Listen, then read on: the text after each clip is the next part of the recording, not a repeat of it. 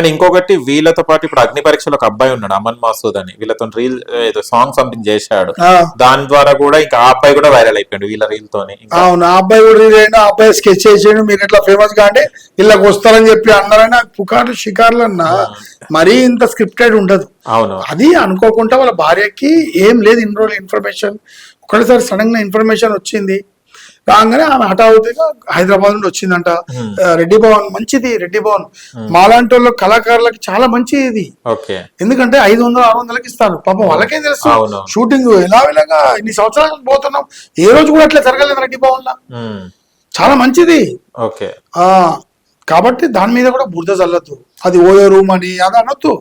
అది ఏంటంటే రెడ్డిస్ వాళ్ళు పాపం మాలాంటి కళాకారులు కూడా దర్శనాలకు వచ్చేటోళ్ళ కోసం పెట్టారు. అది అలా స్టాఫ్ కూడా చాలా మంచోళ్ళు. అందుకే వాళ్ళ గురించి చెప్తున్నా కదా, ఎప్పుడు ఎవరిని మనం తక్కువ అంచనా వేయొద్దు. అంటే అన్న ఇప్పుడు ఈశ్వర్ సాయి మాధురి రాథోడ్ దొరికిర్రు, దొరకనోడేమో దొరుకుతానేమో దొంగ, లేకుంటే దొరలాగా ఉంది టైటిల్ వాడుతున్నారు. ఇంకొకటి ఏంటంటే ఇలా ఇతరులు బయటపడ్డారు. అంటే ఇలాంటి సంఘటనలు మీకు ఆఫ్ స్క్రీన్ లో ఎప్పుడైనా ఎదురైనాయి అన్న? అంటే ఎవరైనా అంటే మీరు హెచ్చరించడం కానివ్వండి, ఇలా చేయకమ్మా అని చెప్పడం ఇప్పుడు జరిగిందా?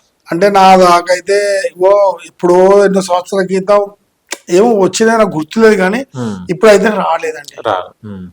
ఇలా వచ్చినా కానీ ఇవాళ మీడియా ఫాస్ట్ అయిపోయింది, అమ్మాయిలకు బాగా తెలివి ఉంది, అబ్బాయిలకు తెలివి ఉంది, సోషల్ మీడియాలో ఫాస్ట్ ఉన్నారు. ఇంతంత చెప్తే ఇంత చేస్తారు కదా అందరు ఎవరు ట్రోల్ చేసిన కూడా చేస్తారు, వాళ్ళు వచ్చేస్తారు, మాకు ఇట్లా జరిగిందని రికార్డింగ్ చేస్తారు, సెల్ ఫోన్ లో రికార్డింగ్ అవుతున్నాయి అందరూ.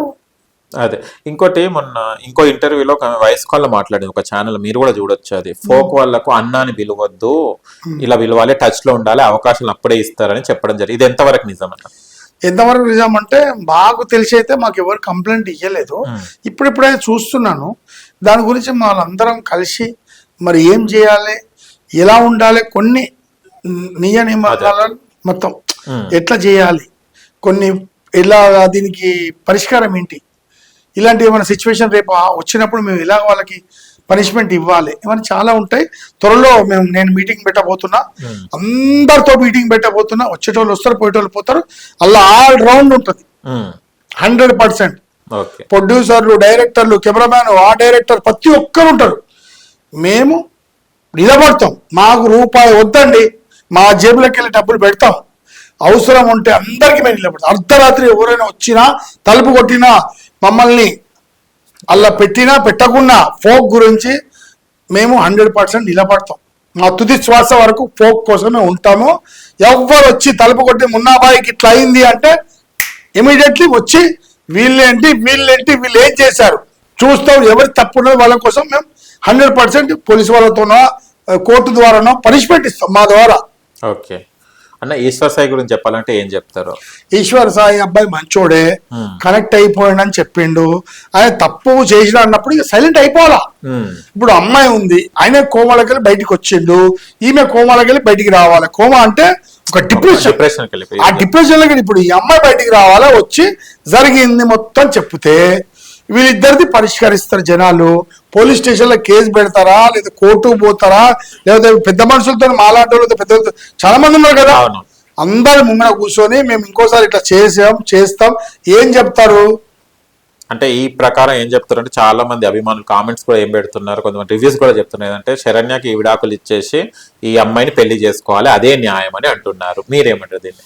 అది పెళ్లి చేసుకోవాలి అంటే ఇక నేను దాని గురించి ఏం చెప్పలేనండి, ఎందుకంటే ఆ అమ్మాయి లైఫ్ అక్కడ అది బ్లేమ్ అయిపోయింది కదా మొత్తం. ఇప్పుడు ఈ అమ్మాయి జీవితం ఎట్లుంటది అంటే ఎంత పాపులర్ ఉన్నా ఏదో ఒక నాడు ఒక మాట అనేస్తాడు, పెళ్లి చేసుకున్నాడు ఏ నోట కోపంలో గాని ఏదన్నా గాని అని ఏదో ఒక కోపంలో అనేస్తాడు, దొరికిన ఆ రోజు అందుకోసం నేను చేసుకున్నాను ఏదో ఒకటి అంటాడు. అలా కాకుండా ఇలా చెప్తున్నా మీరు ఏమంటారు సార్? అంటే ఇప్పుడు సమాజం ఏమనుకుంటది అన్న, ఇప్పుడు వాళ్ళు ఇష్టం. ఇప్పుడు ఆయనే ఆల్రెడీ నాకు మా భార్యకు పడతలేదు, విడాకులు ఇవ్వాలన్నాడు, ఆమెతో చెప్పిండు కావచ్చు. మరి ముందు ఏం జరుగుతుందో కాలమే నిర్ణయిస్తుంది. మరి ఆ అమ్మాయి లైఫ్ ఇప్పుడు ఆమెను కూడా చేసుకోవడానికి రెడీగా ఉన్నాడు. అమ్మ మర్చిపోవని ఇప్పుడు మేము పెళ్లి చేసుకుంటామని చెప్పేటోళ్ళు రెడీగా అన్నారు. కానీ ఆడపిల్ల జీవితం ఎట్లుంటో తెలుసు కదా. సరే అన్న, ఇప్పుడు గతంలో లైఫ్ లో ఎన్నో జరుగుతాయి, ప్రపంచంలో ఎన్నో జరుగుతాయి. ఇక మనం ముందుకు పోవాలి. కానీ శరణ్ డైవర్స్ చేయడానికి రెడీ లేదు కదా. అడిగింది ఒక ఇంటర్వ్యూలో అడిగితే నేను ఇవన్నీ పిల్లగాడితో ఎట్లా ఇస్తారండి? బాబు ఉన్నాడు, ఆ అమ్మాయి జీవితం కాదా? శరణ్య ఆడపిల్ల కాదా? ఆమె ఎట్టిస్తుంది? మొగని మార్చుకొని సపరేట్గా ఉంటది.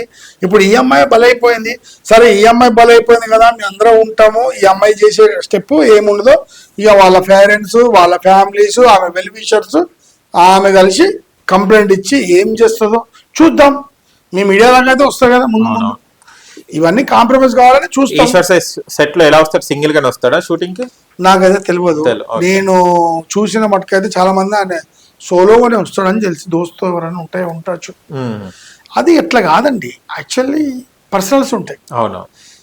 కాబట్టి మనం ఎవరిని మనం జడ్జ్ చేయలేం. అదే, కానీ ఎవరి పర్సనల్స్ ఉంటాయి, కానీ ఎవరైనా కూడా ఇలాంటి సంఘటన వచ్చినప్పుడు బయట పెట్టొద్దు అన్నదే అందరి ఒక అమ్మాయిని ఆలోచించాలి మనం. కరెక్ట్. తను కూడా ఒక అమ్మాయి కదా. ఇప్పుడు వీడియో చేసింది ఒక అమ్మాయి, దొరికింది ఒక అమ్మాయి. శిక్ష ఇస్తే పోలీస్ స్టేషన్ లో శిక్షించు, కోర్టు తీసుకపో. జనాలలో కాకుండా ఇంట్లో వాళ్ళతో, చుట్టాలతో ఇద్దరు ఉంటారు కదా, వాళ్ళ పేరెంట్స్ ఉన్నారు, నీ పేరెంట్స్ ఏదో కూర్చోబెట్టి మాట్లాడాలి. కానీ ఒక అమ్మాయి జీవితం రోడ్డు మీద చేయడం, ఇవాళ ఏమైంది, మీరు అందరు బాగానే ఉంటారు ఇప్పుడు మాట్లాడుకొని, సరే అని ఇప్పుడు క్షమాపణ చెప్తున్నాను, చేతులు ఎత్తి క్షమాపణ చెప్తున్నా. అమ్మాయికి ఇంత రిమార్క్ వచ్చింది, ఎవరు ఆపుతాడు? ఇక అవి సర్క్యులేట్ అయితేనే ఉంటాయి. ఆ వీడియోలు సర్క్యులేట్ వరకు అయితే సోషల్ మీడియా ఏంది ఇప్పుడు అమ్మాయి పెద్ద స్థాయికి పోయిందనుకో, ఇది తీసి పెడతారు ముందట. మళ్ళీ అమ్మాయి ఒక పొజిషన్ లో పోయిననుకో, ఇది తీసి పెడతారు. మళ్ళీ రేపు అమ్మాయి పెద్ద సినిమా హీరోయిన్ అయినా కానీ ఇది పెడతారు. మళ్ళీ ఒక పొలిటికల్ లీడర్ అయినా కానీ ఇది పెడతారు. ఒక స్థాయి రాగానే అబోను గతంలో ఇట్లా ఇట్లా పాపం. ఎందుకు పాపం? ఎందుకు ఆలోచన లేకపోయింది? దయచేసి ఆ వీడియోలు అందరూ డిలీట్ చేసుకోండి. మన ప్రయత్నం చెప్పడం మన బాధ్యత, చేయడం చేయకపోవడం వాళ్ళ బాధ్యత. ఓకే. మాధురి ఎలా ఉండేది? మంచి అమ్మాయి, మంచి వర్క్ కూడా, బాగా డెడికేషన్స్. చాలా మంది ఉన్నారు వర్క్ చేసేటోళ్ళు, చాలా మంది మంచి వాళ్ళు ఉన్నారు. వాళ్ళ పేరెంట్స్ తో వచ్చేటోళ్ళు ఉన్నారు. ఆ హీరోలతో కూడా వాళ్ళ లవర్స్ వస్తారు, ఫ్యామిలీస్ వస్తారు. హీరోయిన్లతో కూడా వాళ్ళ లవర్స్ వస్తారు, వాళ్ళ ఫ్యామిలీస్ వస్తారు, వాళ్ళ బావలు వస్తారు. ఉన్నాయి, అట్లా ఏం లేదు. చుట్టాలు కానీ ఎవరో ఒకరు వస్తారు కదా. ఇక అమ్మాయిలు కాబట్టి కంపల్సరీ ఎవరో ఒకరు ఉండాలి. ఇక ముందు కూడా ఇట్లాంటి జరగకుండా మంచి జాగ్రత్తలు తీసుకుంటాం. ఏది వచ్చినా మా దాకా వస్తే కంపల్సరీ దీనికి 100% చెయ్యండి. అండ్ ఇంకొకటి ఏంటంటే, ఇలాంటి సంఘటనలు తొందరపడి వీడియోలు పెట్టి బయట చేయకండి. ఎందుకంటే ఆ క్షణిక ఆవేశం ఒక్కలా చేసినాం అనుకోండి, నెక్స్ట్ మనం కాంప్రమైజ్ అయినా కూడా జీవితాంతం చచ్చేదాకా అవి అలాగనే వెంటాడుతూనే ఉంటాయి. మీ అప్కమింగ్ ప్రాజెక్ట్స్ ఏంటి? ఉన్నాయి, చాలా ఉన్నాయి. సాంగ్స్ ఉన్నాయి, వెబ్ సిరీస్ ఉన్నాయి. ఇప్పుడు మూవీ కూడా చేస్తున్నా. ఇక త్వరలో వస్తుంది. ఏదైనా అయ్యేదాకా చెప్పదు కదా. మా 100 మిలియన్స్ ఉన్నాయి. నేను ఆల్రెడీ పెద్ద పెద్ద సాంగ్స్ లలో చేస్తా, జనాలు అందరికి తెలుసు. నేను ఇప్పుడు ఫోక్ కోసం కష్టపడతా. నాకు దీనికోసం ఒక సంపాదన, నాకు రూపాయి గురించి ఆశించట్లేదు. అలా ఏదో పేరు వస్తుంది. ఆల్రెడీ నాకు ఆల్రెడీ మస్తు పేరు వచ్చింది. 100 మిలియన్లలో ఉన్నా నేను. బుల్లెట్ బండి లక్ష్మణ్ సాంగ్స్ లలో 100 మిలియన్, నా సాంగ్స్ లలో ఉన్నా, బయట సాంగ్స్ లలో ఉన్నా. నాకు అవసరం లేదు ఫేమస్ కావడం, నాకు చేయడం. ఎవరో ఏదో అనుకుంటే నాకు సంబంధం లేదు. ఇప్పుడు నేను ఏ పొజిషన్ లో ఉన్నా, ఒక కార్యకర్తగా కూడా ప్రతి ఒక్కరి కోసం కుట్లాడుతా. 100% త్వరలో పెద్ద మీటింగ్, పెద్ద బూమ్ అవుతుంది. ప్రతి ఒక్కరు ఆ యూనియన్ లో ఉంటారు తప్పకుండా.